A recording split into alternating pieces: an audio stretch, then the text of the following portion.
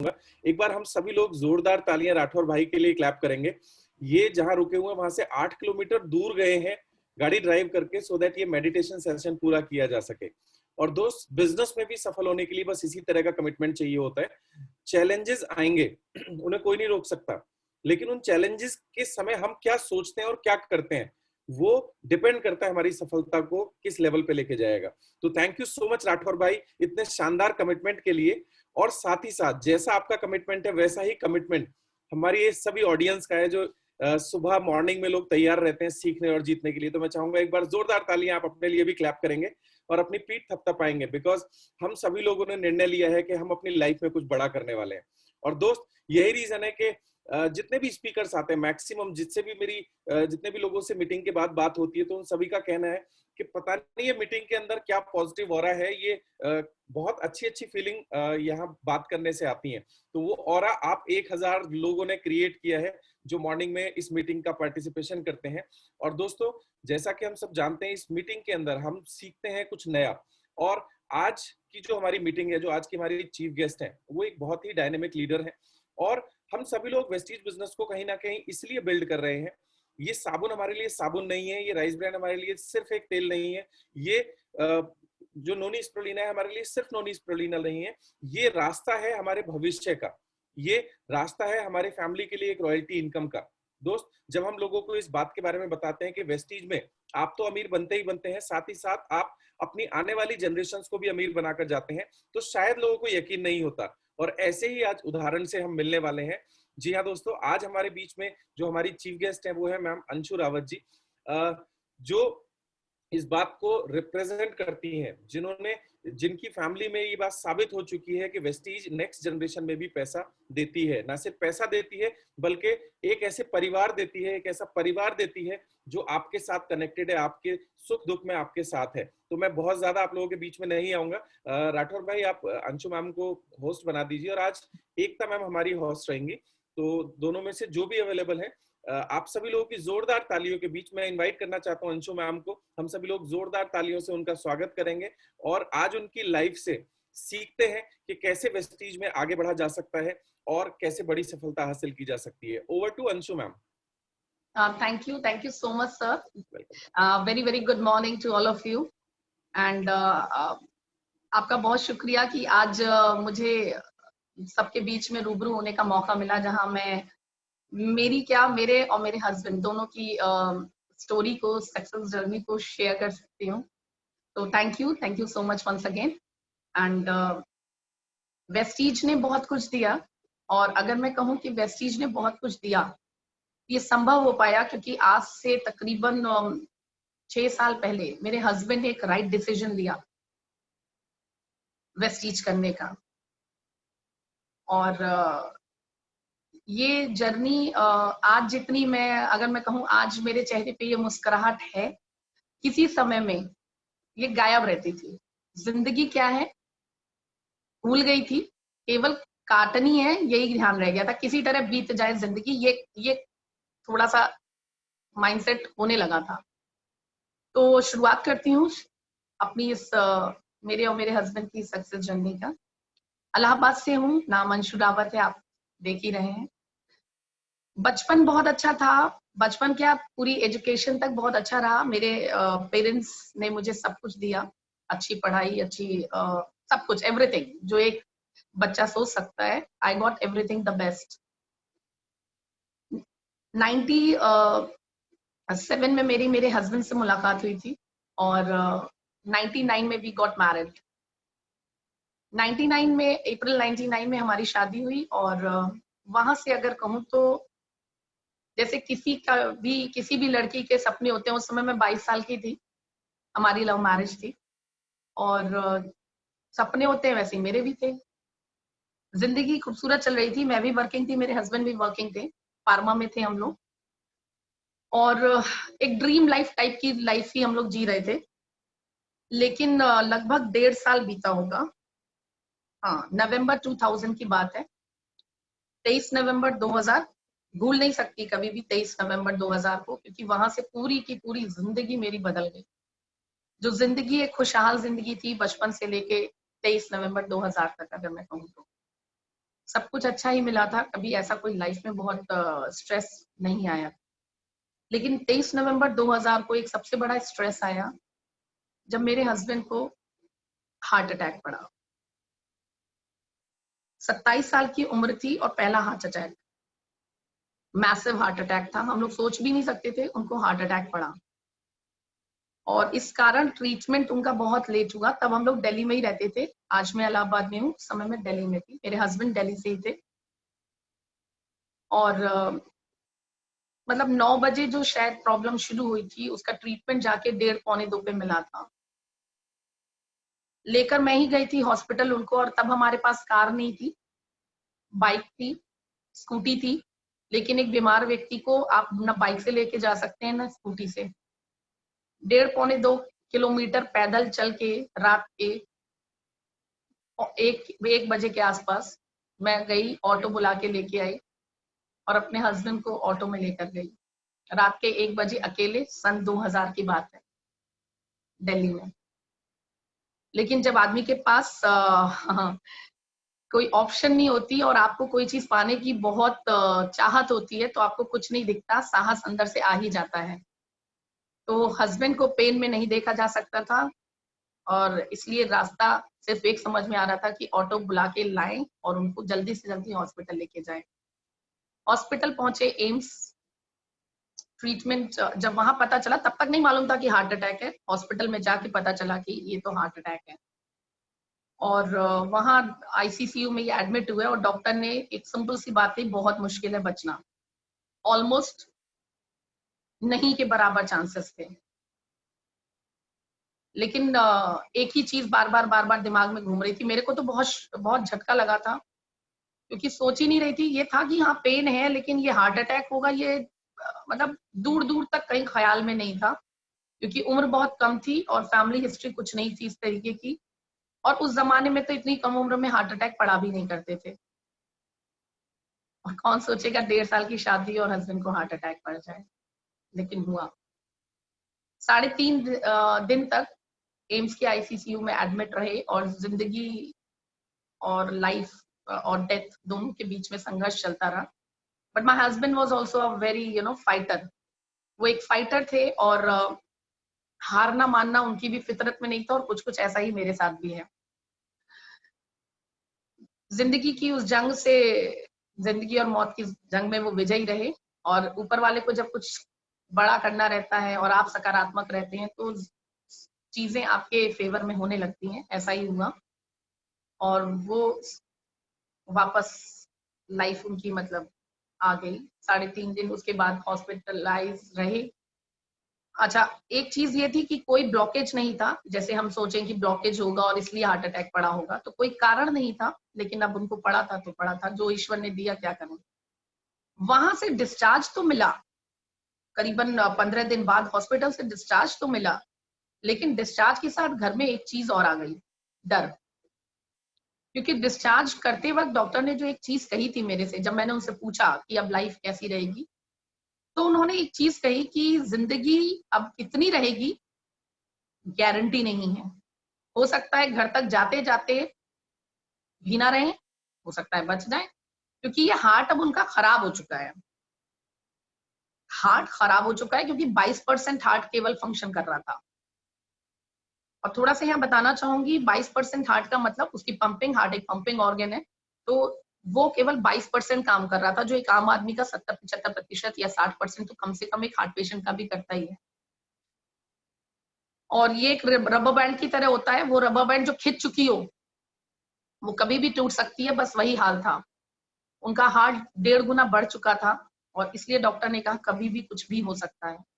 और वहां से जिंदगी बदल गई, बिल्कुल बदल गई, क्योंकि हर पल एक डर के साथ में बीतने लगी कि पता नहीं अगले पल क्या होगा। वैसे तो हमें वाकई नहीं मालूम होता कि अगले पल क्या होगा, लेकिन एक प्रोबेबिलिटी वर्ड होता है कि जो ऑलरेडी हार्ट पेशेंट हो या कुछ घटित हो चुका हो, तो पता नहीं क्या होगा। तो वो ऐसी ही जिंदगी गुजर रही थी। और बताऊं तो कोई रात ऐसी नहीं बीती होगी जब मैंने देखा ना हो कि उनकी सांसें चल रही हैं कि नहीं चल रही हैं। सुबह उठने के साथ मैंने उनको ध्यान से देखा ना हो कि सांसें चल रही हैं कि नहीं चल रही। कोई दिन ऐसा नहीं बीता होगा, आई डोंट थिंक।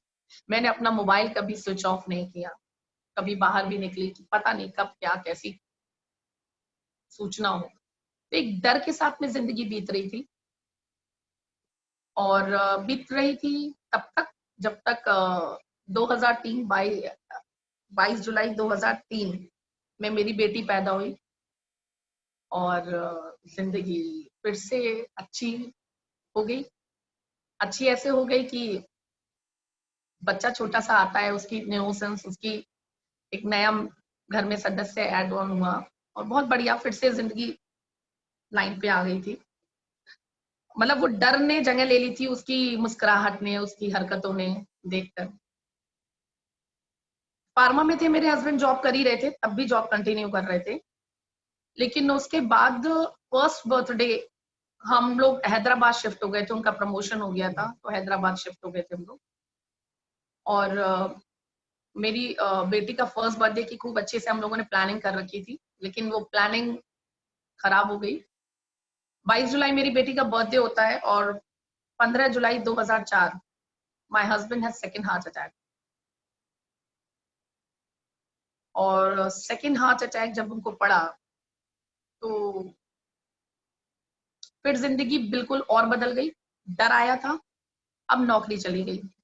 नौकरी चली गई मतलब नौकरी खुद छोड़ी, क्योंकि डॉक्टर ने कहा था कि या तो आप जॉब कर लीजिए, क्योंकि अब हार्ट कोई भी एक्सर्शन बर्दाश्त नहीं कर सकता। हार्ट बिल्कुल खराब है, पहले ही खराब था, सेकंड हार्ट अटैक के बाद और ज्यादा दिक्कतें थी, तो उन्हें जॉब छोड़नी पड़ी।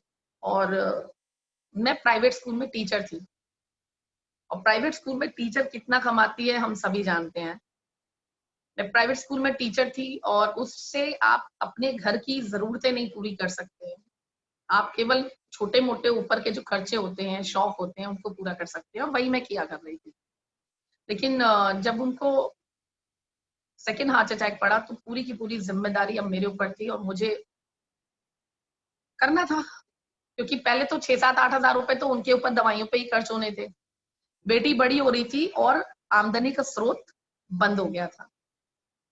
आई had to come in the front. मुझे कमान संभालनी थी। या तो जिंदगी में रोना रोते कि भगवान ये किस्मत हमारी क्यों बनाई, या आगे हल पे सोचते। तो जैसा मैंने आपसे कहा, मैं और मेरे हस्बैंड हम दोनों ही एक फाइटर रहे हैं, और जिंदगी में कभी हार ना मानना एक फितरत रही है। तो डिसीजन लिया कि वापस आते हैं, इलाहाबाद आते हैं, और यहाँ मेरी मदर रहती है क्योंकि, तो थोड़ा सा मेरे को सपोर्ट रहेगा, क्योंकि अब मुझे पूरा दिन काम करना है। सो एक हल्का सा सपोर्ट रहेगा। बच्ची बहुत छोटी है, साल भर की है, एंड मैं मैनेज कर पाऊंगी सारी चीजें। इलाहाबाद शिफ्ट हो गए, और अब शुरू हुआ सुबह 4-4:30 बजे से उठकर रात के 9:30-10 बजे तक काम करना, लगातार लगातार लगातार। मैं स्कूल में टीचिंग के साथ साथ एक स्पोकन इंग्लिश इंस्टीट्यूट था, उसमें मैं सेंटर हेड की जॉब करने लगी सेकंड शिफ्ट में, और वहां से मैं खाली होती थी 8:30 बजे। यानी सुबह टीचिंग, स्कूल में टीचर, फिर 2 बजे एज सेंटर हेड भूमिका संभालना। ट्राउंस नाम से उस समय चला, मतलब ब्रिटिश स्कूल फॉर लैंग्वेजेस था, फिर ट्राउंस नाम से वो कन्वर्ट हुआ। वहाँ सेंटर हेड, सेकंड शिफ्ट, 8:30 बजे सेंटर मतलब क्लासेस फिनिश होती थी, और 8:45-9 बज जाता था सेंटर क्लोज करते हुए। और 2004 में इलाहाबाद में, 2004 के आज भी इलाहाबाद में 9:30-10 बजे उतनी भीड़ नहीं रहती। और 2004 की अगर मैं बात करूं, 2005-2004 की, तो 9 बजे मतलब सुनसान। और तब मैं अकेली अपनी स्कूटी से घर लौटा करती थी, और 100 नंबर स्पीड डायल पे रखती थी, ताकि कोई भी ऐसी चीज हो तो मैं कम से कम 100 नंबर डायल कर सकूं। बहुत सारे बीच बीच में ऐसे वाकये आते थे जहां मैं कभी अचानक से ही किसी भी घर के सामने ऐसे रुक जाती थी जैसे ये मेरा ही घर है, ताकि जो कोई फॉलो कर रहा है तो वो ये समझे कि इन्हीं का घर है और चला जाए वापस। तो ऐसे 3-4 बार ऐसी घटनाएं भी हुई, बट ईश्वर हमेशा साथ है, ये ख्याल रहा, और करते रहे, क्योंकि करना जरूरी भी था। उसके बिना कोई ऑप्शन नहीं था। जब आपके पास ऑप्शन नहीं है तो you have to do it, and I was doing it. फिर मैंने अपना स्पोकन इंग्लिश इंस्टीट्यूट भी स्टार्ट किया और वो काफी अच्छा चल रहा था। वहां से जिंदगी फिर पटरी पे आनी शुरू हुई। इस बीच में मेरी बेटी का एडमिशन होना था और तब तक इंस्टीट्यूट उतना वेल स्टैब्लिश नहीं हुआ था। और उस समय चूंकि हमेशा मुझे बेस्ट मिला था और बेस्ट देने की आदत थी, तो मेरी बेटी का एडमिशन भी इलाहाबाद के बेस्ट स्कूल है, दिल्ली पब्लिक स्कूल, वहां पे कराने की सोची हुई थी। और एडमिशन टाइम पे ज्यादा पैसा लगना था, तो 10,000 रुपए कम पड़ रहे थे। मेरी मदर ने सपोर्ट किया उस समय मुझे को, और मुझे बहुत बुरा लगा, बच्ची मेरी, पैसा मम्मी दे रही है। बहुत बहुत बुरा लगा था। एज ए मदर मुझे बहुत हर्ट हुआ था। बट अगेन मम्मी ने कहा हम ही है, हम भी नानी है उसकी एंड ऑल दैट। ठीक है, उनकी अपनी तरफ से वो सही थी, but I was not feeling so, अजीब सा लग रहा था मुझे, लेकिन लेना मजबूरी थी, लिया। और तभी ठाना था कि अंशु अब नौबत नहीं आएगी कि अपनी बेटी के सपनों के लिए किसी और से मदद लेनी पड़े। अब ऐसा कुछ करना है और मेहनत करनी है और पैसे कमाने हैं कि कभी भी किसी और से, नानी हो, मौसी हो, मामा हो, चाचा हो, क्या जरूरत है। बेटी तो जिम्मेदारी तो मेरी है, जन्म तो मैंने दिया है। और तब ठानी थी, और ऊपर वाले की कृपा है, उसके बाद कभी ऐसा मौका भी नहीं रहा। खैर, चलता रहा। और स्पोकन इंग्लिश इंस्टीट्यूट से मेरे को तकरीबन 60-70 हजार की अर्निंग होने लगी। और उस समय 60-70 हजार वो ओके, आई वोंट से कि बहुत अच्छा था, लेकिन ठीक था। तो अच्छा चल रहा था और जिंदगी थोड़ी सी पटरी पे आने लगी, स्टेबल होने लगी। उस दौरान मेरा बीटीसी, जो मैं आज गवर्नमेंट स्कूल में टीचर हूँ, उसकी ट्रेनिंग स्टार्ट हो गई थी सन 2009 में। और मैं वो भी कर रही थी, यानी ट्रेनिंग, घर संभालना, ट्रेनिंग करना, अपना स्पोकन इंग्लिश इंस्टीट्यूट चलाना, ये सारी चीजें मैं किया कर रही थी। कि जब जिंदगी, अच्छा हस्बैंड इसमें मेरा सपोर्ट करते थे, वो ऑफिस का रिसेप्शन पार्ट संभालते थे। एक चीज बहुत क्लैरिटी थी कि जिंदगी में पैसा लगा के कोई काम नहीं करना है। पैसे थे भी नहीं, पहली बात तो, क्योंकि एक चीज छूट गई मेरे से। मेरे हस्बैंड ने बीच में 1-2 साल जब वो घर में रहे, 1 आध साल, तो उन्हें ये लगा नहीं, घर में बैठना पॉसिबल नहीं है, I have to do something. और उन्होंने अपनी एक फार्मा कंपनी स्टार्ट करी थी, और उसमें काफी भागा दौड़ी रही, पैसे लगे, बहुत पैसे लगे, लोगों से पैसे लिए भी, खुद के पैसे भी लगा डाले। और एंड रिजल्ट क्या रहा कि उस दौरान वो 2-3 बार उनको हॉस्पिटलाइज होना पड़ा। तो 7-8 महीने, 6-7-8 महीने के दौर में ही बिजनेस लगभग शुरू भी नहीं हुआ था, केवल प्रोसेस में था, उसी में उसे बंद करना पड़ा। बहुत सारा नुकसान हुआ। तो ये समझ में आ गया था, पैसा लगा के कोई काम नहीं करना है, काम वही करेंगे जिसमें पैसा नहीं लगेगा। तो अपना स्पोकन इंग्लिश इंस्टीट्यूट भी इसलिए खड़ा किया था, स्किल मेरी थी, पैसा कुछ लगना नहीं था। जिस घर में रह रहे थे उसी में एक कमरे में स्पोकन इंग्लिश इंस्टीट्यूट शुरू कर देना था, एसी वेसी लगा के, थोड़ा सा इंफ्रास्ट्रक्चर लगा के, दैट्स इट। ऑफिस हस्बैंड संभाल ले रहे थे, तो किसी को पैसे देने नहीं थे। तो उस तक इसलिए वो काम शुरू किया था। चीजें ठीक थी, लेकिन जब मेरी जॉब स्टार्ट हुई, ट्रेनिंग स्टार्ट हुई 2010 में लगभग, स्टार्टिंग में मेरे हस्बैंड को पैरालिसिस हुआ। और ये पता कैसे चला, मैं एक दिन घर से निकली, अपनी ट्रेनिंग ही गई थी, 15-20 मिनट का रास्ता है, इंस्टीट्यूट गई, और मेरे पास फोन आया मेरी बेटी का। सैटरडे का दिन था, इसलिए बेटी घर पे थी, स्कूल में नहीं गई थी। 2009 की बात है, 9 के बीच की बात है, नवंबर दिसंबर की।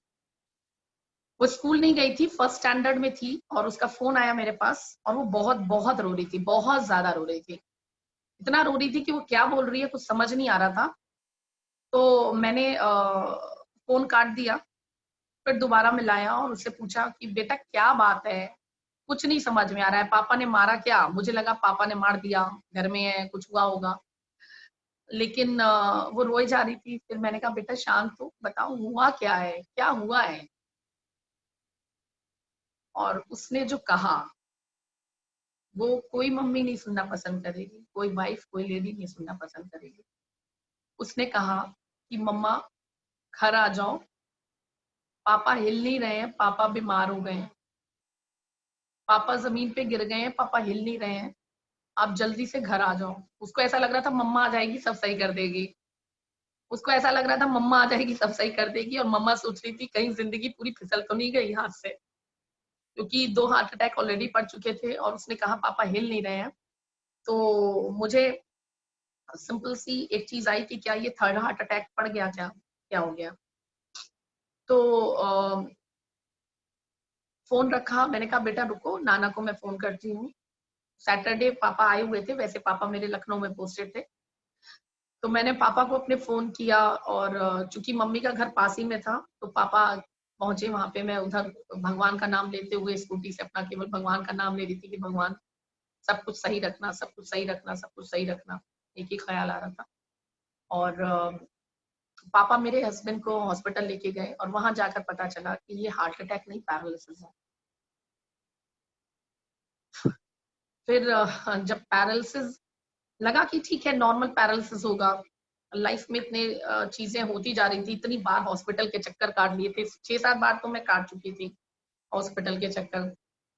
तो अगले दिन एक और झटका लगा, जब मैं न्यूज़पेपर लेकर गई, तो जब इनको न्यूज़पेपर दिया आईसीयू में, तो ये पढ़ नहीं पा रहे थे उसे, ये पढ़ नहीं पा रहे थे। और वहां मुझे लगा कि ये पढ़ क्यों नहीं पा रहे हैं। मैंने चश्मा दिया, फिर भी नहीं पढ़ पा रहे थे। बोल भी नहीं पा रहे थे, तो बोलने का तो थोड़ा सा ये लग रहा था कि चलो बीमार आदमी है, ज्यादा बोलता ही कहाँ है। फिर 2-4-6 शब्द थे, उसी में कुछ कहने की कोशिश कर रहे थे। डॉक्टर ने मेरे से बुलाया बाहर और कहा कि इनके ब्रेन का वो पार्ट भी डैमेज हुआ है जहां ना ये पढ़ सकते हैं, ना बोल सकते हैं, ना लिख सकते हैं। यानी हाथ पैर के मूवमेंट के साथ साथ ब्रेन के उस पार्ट में भी डैमेज हुआ था, जहां से आप ऐसे समझ लीजिए कि जो पढ़ाई लिखाई थी, जो भी आपकी क्षमताएं थी, वो सब खत्म हो चुकी थी। अब आप सिर्फ देख सकते थे, देख सकते थे। अगर कुछ पढ़ने वाली चीज है तो पढ़ नहीं सकते, वो सब चीजें खत्म हो चुकी थी। तो वो बहुत टफ दौर रहा। और अब मैं अगर कहूँ तो मेरे स्पोकन इंग्लिश इंस्टीट्यूट में मेरा जो ऑफिस संभालने वाले मेरे हस्बैंड थे, उनका सपोर्ट भी अब चला गया था, क्योंकि वो संभाल ही नहीं सकते थे। जो बात नहीं कर सकता, जो बोल नहीं सकता, जो पढ़ नहीं सकता, जो हिल डुल नहीं सकता, वो मेरी मदद कहाँ से करता। जिस दिन डिस्चार्ज हुआ, वो जिंदगी का सबसे टफ दिन आज तक का रहा, इसलिए आप लोगों को बताना चाहूंगी। डिस्चार्ज मिला तो मैंने थोड़ी राहत की सांस ली, क्योंकि जिस दौरान इनका ट्रीटमेंट चल रहा था, उस दौरान मेरे लिए लाइफ बहुत टफ थी। मैं अकेली थी, मेरी मदर थी और मेरी बेटी थी। बेटी को स्कूल जाना रहता था, मैंने आपको बताया फर्स्ट स्टैंडर्ड में थी, तो छोटी थी ना, अपने से तैयार होना, अपने से कुछ नहीं करना। मेरी मदर भी इतना करती। तो सुबह मैं 4 बजे हॉस्पिटल से भागती थी, घर आती थी, उसका टिफिन तैयार करना, उसको रेडी करना, उसको वापस भेजना, फिर इनका ब्रेकफास्ट लेके हॉस्पिटल जाना, वापस आना, स्पोकन इंग्लिश इंस्टीट्यूट क्लासेस लेना, क्योंकि क्लासेस लेना मेरी मजबूरी थी। मैं अपनी इमेज नहीं खराब कर सकती थी, पैसे जो कमाने थे। अगर मैं 10 दिन इंस्टीट्यूट बंद कर देती तो आता कौन अगली बार। और जिसने 3 महीने का कोर्स ज्वाइन किया, उसके लिए तो 10 दिन तो बहुत बड़ी समय थे, वो उसको गंवा नहीं सकता था। तो मेरे लिए क्लासेस लेना एक मेरी मजबूरी थी। ये मतलब आज की डेट में बिजनेस समझ में आता है कितना कुछ दे दिया है, उस समय भागा भागी मतलब बहुत टफ था। हॉस्पिटल जाना, फिर घर आना, फिर हॉस्पिटल जाना, मतलब 4-5 बार मैं हॉस्पिटल से घर, घर से हॉस्पिटल करती थी, क्लासेस लेती थी, फिर भागती थी। तो जिस दिन वो उनको डिस्चार्ज मिला, मुझे फिर से राहत की सांस ली कि चलो फिर से जिंदगी नॉर्मल हो जाएगी। मतलब जो एबनॉर्मल सी जिंदगी थी, वही नॉर्मल लगने लगी थी। फिर डिस्चार्ज मिला, लौट रहे थे, तो ये तो मम्मी डैडी की कार से थे, और मैं स्कूटी से थी, एक्टिवा से अपनी। तो मम्मी ने मतलब ड्राइवर कार चला रहा था, मैं एक्टिवा से थी, मैं लौट रही थी। इतने में मेरी स्कूटी स्किड कर गई, और मेरे राइट साइड में पूरा, हेलमेट पहनती थी तो चेहरे पे तो कुछ नहीं हुआ, बट मेरा पूरा राइट साइड इंजर्ड हो गया, और काफी ज्यादा चोट लगी थी। शायद मैं थोड़ा सा स्ट्रेस में रही होंगी, जो भी रीजन रहा होगा, तो काफी ज्यादा चोट लगी। घर पहुंची तो देखा मेरे हस्बैंड अभी गाड़ी से निकले भी नहीं थे, अंदर कोई उन्हें ले भी नहीं गया था। स्पोकन इंग्लिश इंस्टीट्यूट वाले सब बच्चे खड़े हुए थे, मेरे खून बह रहा था, मेरे नी से, मेरे एंकल से, मेरे हाथ से, शोल्डर से। तो बहुत अंदर से इरिटेशन हुई, क्योंकि हस्बैंड पैरालिटिक थे, तो अंदर ले ही जाना था। सहारे से उनको अंदर ले जाया गया, और रोना बहुत कस के आ रहा था, कंट्रोल किया हुआ था। अपने आप को कमरे में बंद किया, बच्चे अपनी क्लासेस में बैठ गए, और 10-15 मिनट तक मैं रोती रही। बहुत ज्यादा रोई और उस दिन मैंने भगवान से बहुत शिकायत की, बहुत शिकायत की कि मैंने ऐसा बिगाड़ा क्या है, ऐसा करा क्या है कि लाइफ में इतने सारा सारा का सारा, जब भी लगता है कि चलो थोड़ी सी स्मूथ हो गई है लाइफ, गड़बड़ हो जाती है। हाँ, तो बहुत रोई। फिर उसके बाद अपने आप को रिकवर किया कि वाई मी, पूछ पूछ के मैं ही क्यों, मेरे साथ ही क्यों। तो लेकिन फिर भगवान पे जैसे हमेशा से विश्वास रहा, फिर लगा भगवान ने जो भी किया है कि क्या कम है कि आज हैं आंखों के सामने। फिर लगा नहीं अंशु उठो, अब भगवान से कोई शिकायत नहीं करनी है, करना है लाइफ में, करना है, जीना है। और अपने आंसू पोंछ के अपने आप को रिकवर करके वापस आई, क्लासेस ली और उस दिन ठान लिया अब कोई शिकायत नहीं करूंगी। और शायद उस दिन जो ठाना कि अब कोई शिकायत नहीं करूंगी, भगवान ने रास्ते भी और खोलना शुरू कर दिए। और भगवान जो भी करता है, हमें लगता है कि बुरा हो रहा है, लेकिन वो बुरे के पीछे भी कुछ अच्छे का रीजन छुपा होता है। और ऐसा ही हुआ। 2 ढाई साल जिंदगी बहुत संघर्ष से फिर गुजरी। डॉक्टर ने कह दिया था ये ऐसे ही रहेंगे, हार्ट और ब्रेन का डैमेज रिकवर नहीं होता। तो हार्ट तो ऑलरेडी डैमेज था और ब्रेन का भी हो गया था। तो जिंदगी अब यही लग रहा था ऐसे ही गुजरेगी। तो जब ऐसे ही गुजरेगी तो एक्सेप्ट इट, मैंने एक्सेप्ट कर लिया था। सारी जिम्मेदारी अंशु सिंह तुम्हें ही निभानी है। और अच्छा हाँ, या मेरे मुंह से देखिए स्वतः निकला अंशु सिंह, क्योंकि उस जमाने में मेरे को अपने नाम के आगे रावत लगाना बहुत ज्यादा पसंद नहीं था। लेकिन माय हस्बैंड अर्नड इट। आज मैं प्राउड फील करती हूँ अपने आप को Anshu Rawat कहलाना। He earned it. और थैंक यू संजय। तो हाँ, तो उस समय का जो थॉट था वो यही निकला कि तुम्हें ही करना होगा अंशु सिंह। सिंह संडे मेरे फादर से, पेरेंट्स से मुझे मिला था। तो वापस शुरू किया। डॉक्टर ने कह दिया था ऐसे ही जिंदगी गुजरेगी। मेरे हस्बैंड भी बहुत फ्रस्ट्रेट होने लगे थे धीरे धीरे। हिम्मती थे तो उस लेवल तक नहीं जाते थे, लेकिन कहीं ना कहीं जब आदमी किसी से बात ना कर पाए, कुछ पढ़ ना पाए, कहीं कुछ जा आ ना पाए, तो जिंदगी उसकी क्या थी, कमरे में सीमित टीवी देखना, कब तक। तो थोड़ा लाइफ काफी अजीब सी हो गई थी, स्ट्रेसफुल माहौल। बस जी रहे हैं, काट रहे हैं, जी कह रहे हैं, काट रहे हैं। जीवन है तो सांसें तो चलेंगी। तो ऐसे ही जिंदगी चल रही थी। और फिर आया वेस्टीज। और आज आप देख लीजिए वेस्टीज के नाम से ही चेहरे पे मुस्कुराहट आ जाती है। फिर आया वेस्टीज उत्तम सर के थ्रू। एंड थैंक यू उत्तम सर, आप आए फरिश्ते के रूप में।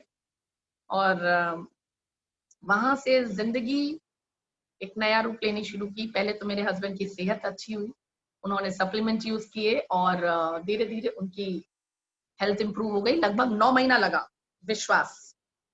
1 महीने, 2 महीने, 3 महीने के बाद उन्होंने सप्लीमेंट खाने बंद नहीं किए। कह रहे कुछ फर्क नहीं पड़ रहा। उन्हें मालूम था अगर मर्ज बड़ा है तो लगेगा सही होने में टाइम। और हार नहीं मानी। वही मैंने कहा ना, हार ना मानना तो सीखा ही नहीं था। तो लगे रहे और फाइनली सही हो गए। पैरालिसिस उनका सही हो गया, लगभग 95% सही हो गया था। यदा कदा कभी थोड़ा बहुत दिक्कत होता था, कैलकुलेशन में ज्यादा दिक्कत होता था।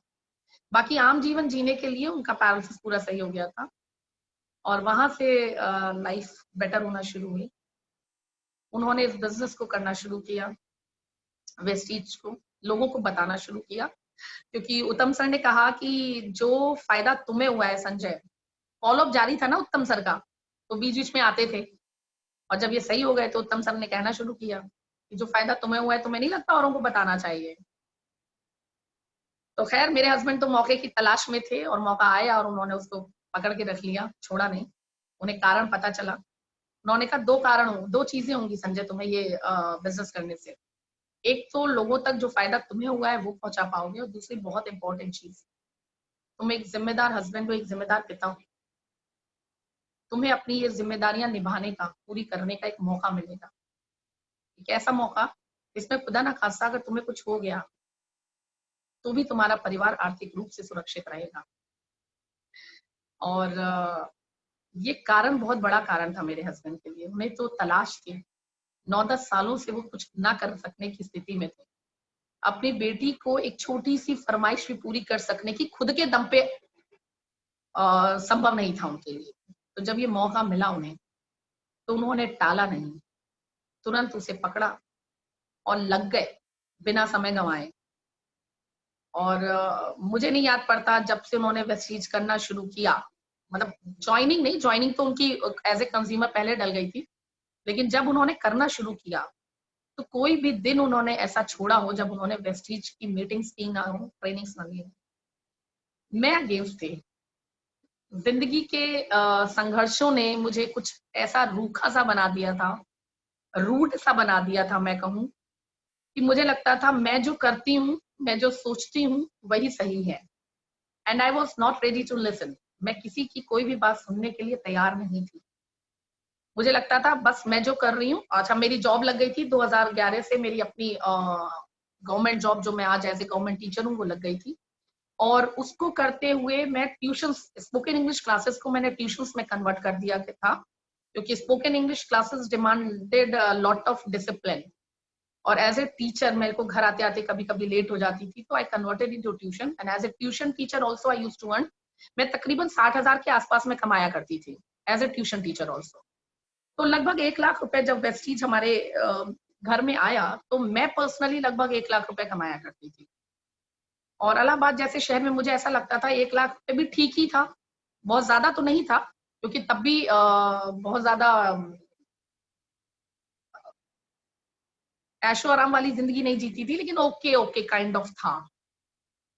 तो मैं वैसी सुनने को नहीं तैयार थी, लेकिन जो चीज सही होती है वो सिद्ध हो जाती है। समय दीजिए और वो सिद्ध हो जाती है।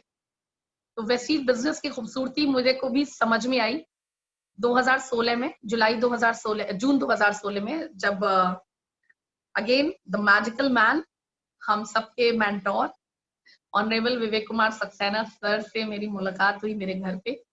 जब वो आए तो मैं बिल्कुल नहीं चाहती थी वो मेरे घर में आए, बिल्कुल भी नहीं चाहती थी। वो संडे का दिन था और मेरे को बिल्कुल घर में रहने का इंटरेस्ट नहीं था, लेकिन मेरे हस्बैंड के कहने पे थोड़ा सा इमोशनल उन्होंने मेरे को वो करा और मैं रुक गई घर में। बट जब मैं उनसे मिली तो वो दिन मेरे लिए आज भी एक मेमोरेबल डे बन गया। वो तारीख मैं भूल नहीं पाती, 13 जून 2016, क्योंकि उन्होंने एक बहुत बड़ी जीवन को एक बदल डाला। मेरी सोच बदली और मेरा जीवन बदला। उन्होंने मेरे को 2 चीजें क्लियर करी कि वेस्टीज करना क्यों है। उन्होंने मुझसे 2 प्रश्न किए थे कि मैम आप रावत साहब की मदद नहीं करती। मैंने कहा नहीं सर,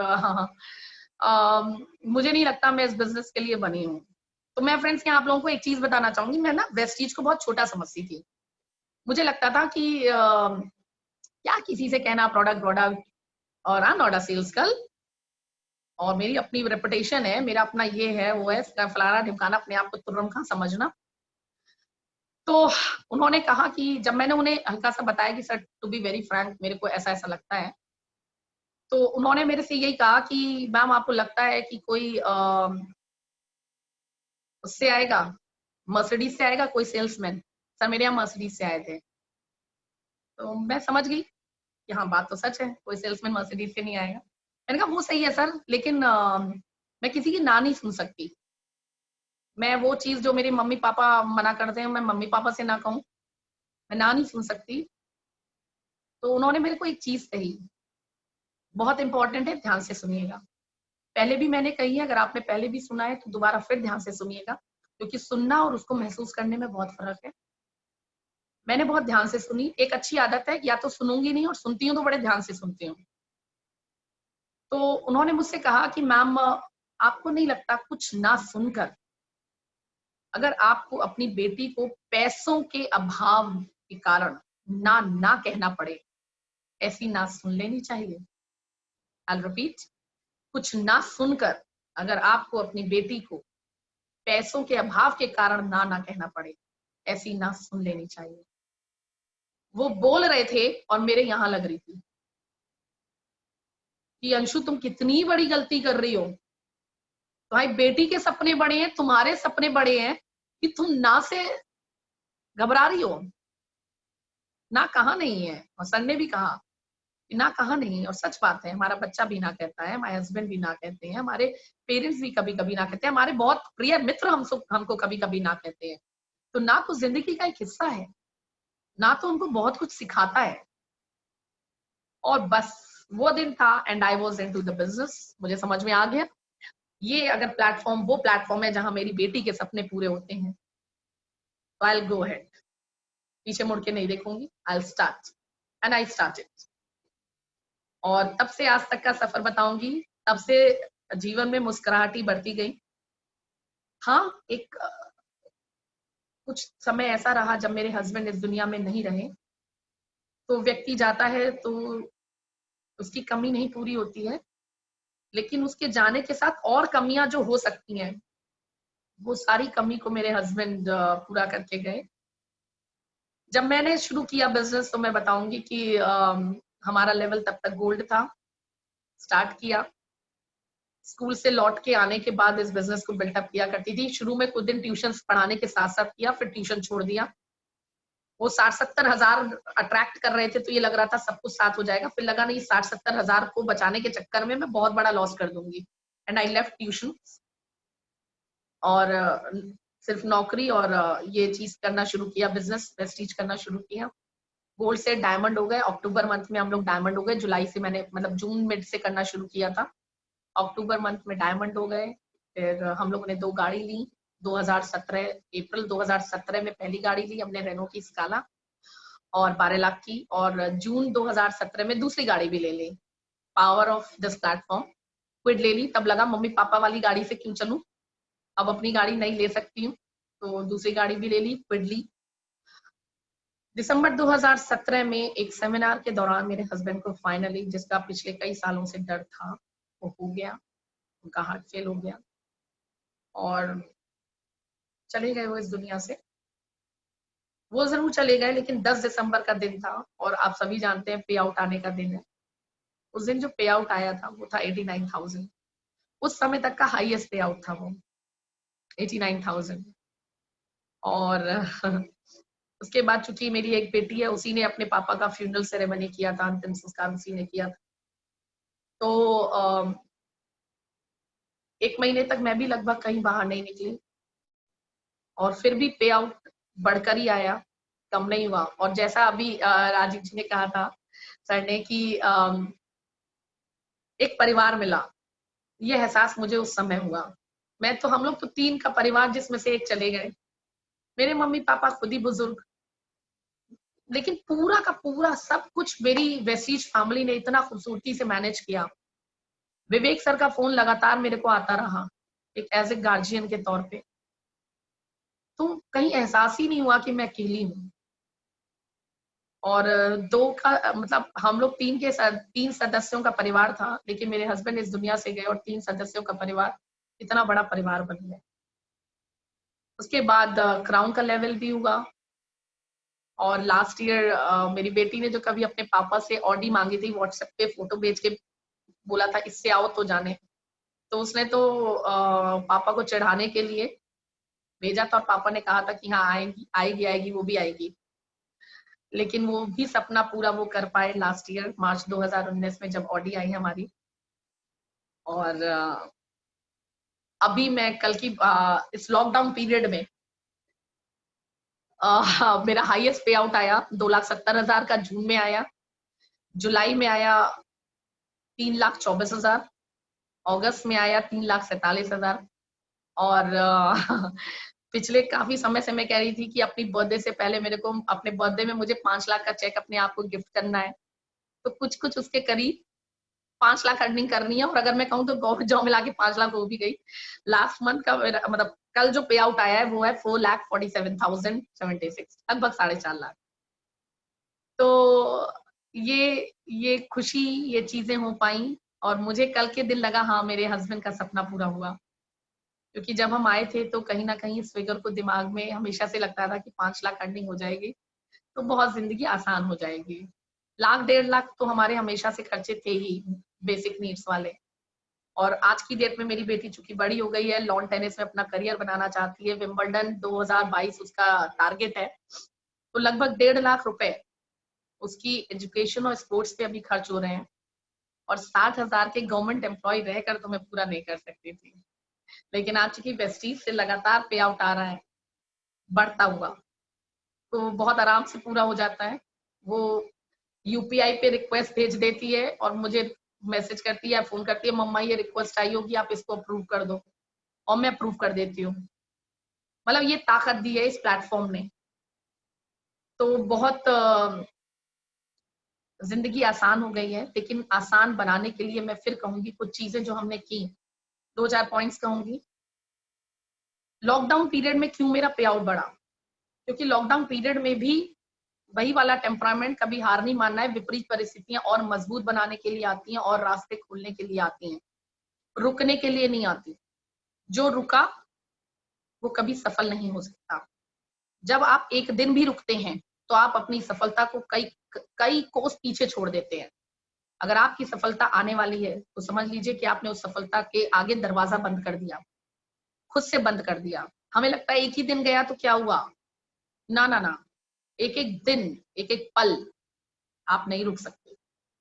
मेरे हस्बैंड पैरालिटिक थे, हॉस्पिटलाइज थे, मैंने एक भी दिन अपनी स्पोकन इंग्लिश क्लासेस बंद नहीं की थी। क्यों? पैसा कहां से आएगा, बिल कौन अदा करेगा, अगर कमाऊंगी नहीं तो कहां से होगा। यहाँ पर हम क्यों छोड़ देते हैं? एक एक दिन मॉर्निंग सेशन होना है, कोई नहीं, आज नींद नहीं खुल रही है, छोड़ो। अरे कैसे नींद आ सकती है? आपके सपने इतने बड़े होने चाहिए।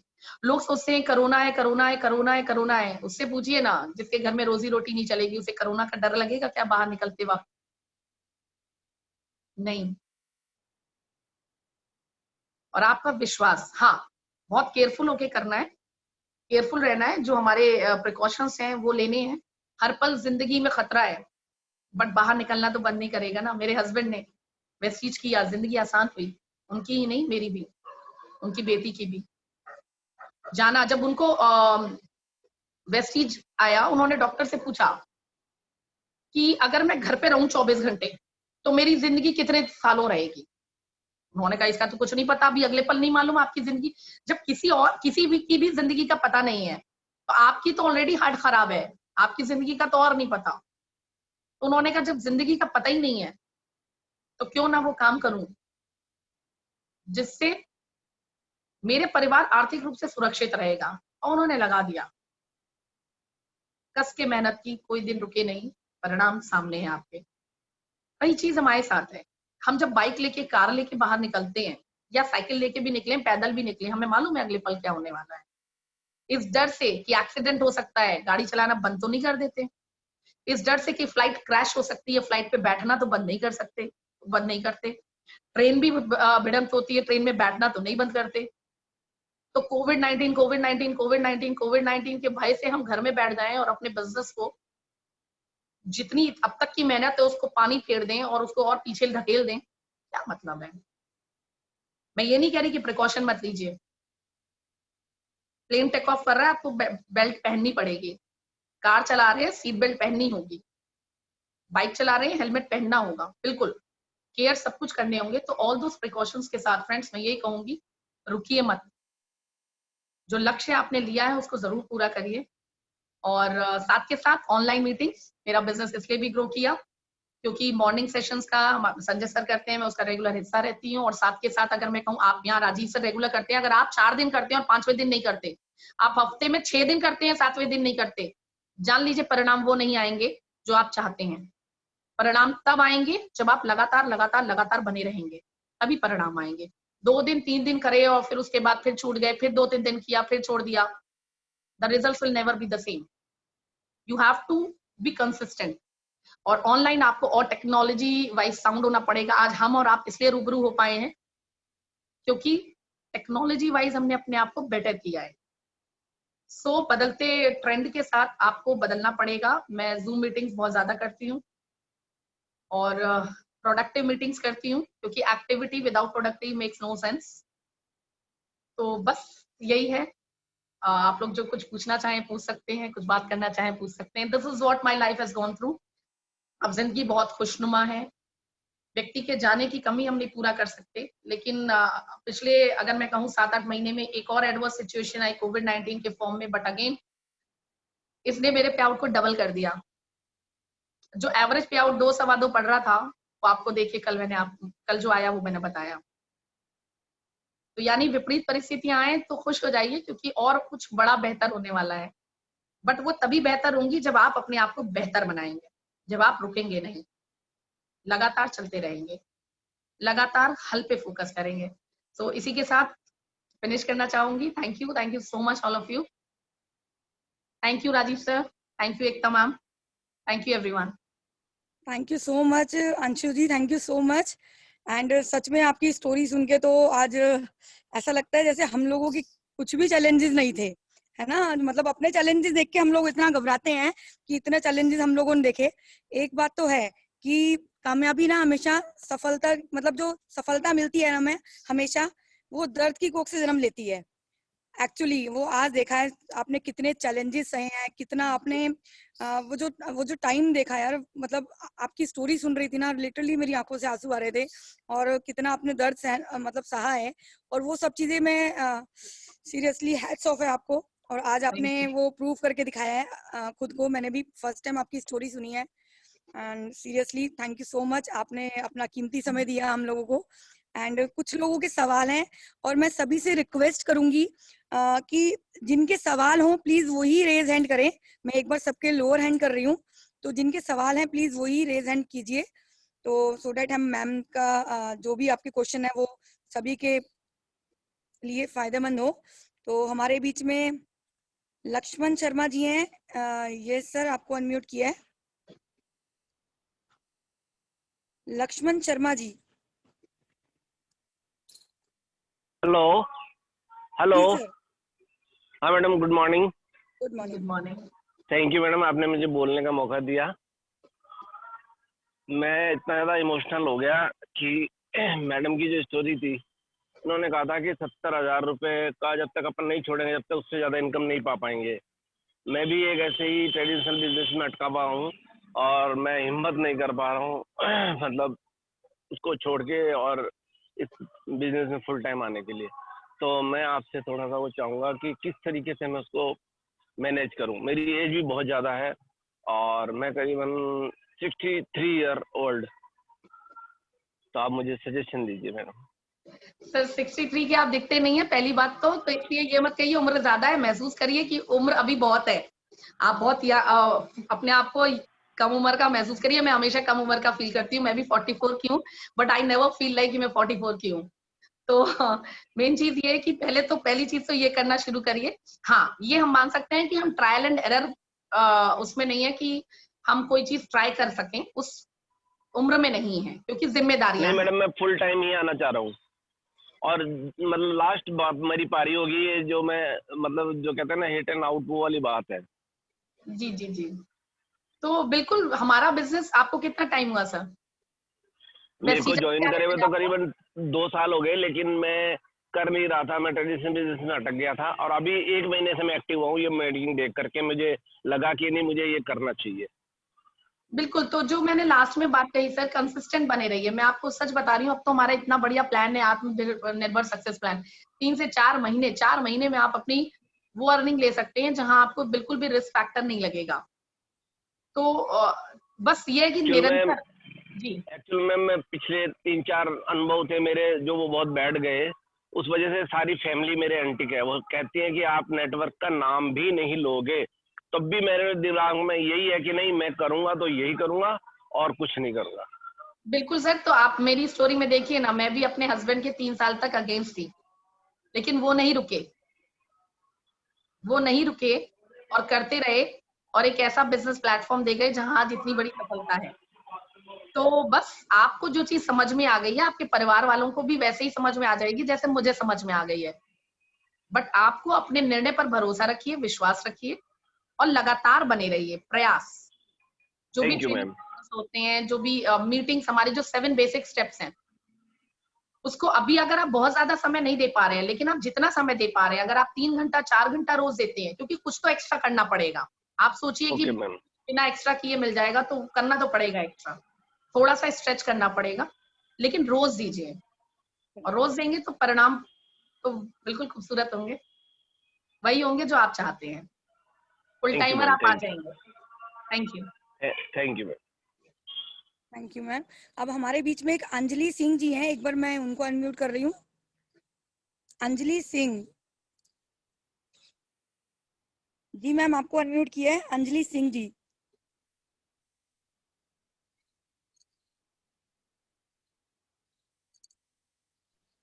हेलो जी, good morning ma'am. Good morning everyone, myself Anjali Singh from Maharashtra. Thank you so much ma'am, आपकी स्टोरी मैम, खास करके अंशु मैम को, कि इतनी आपकी स्टोरी मैम कि पूरा हार्ट कर दी।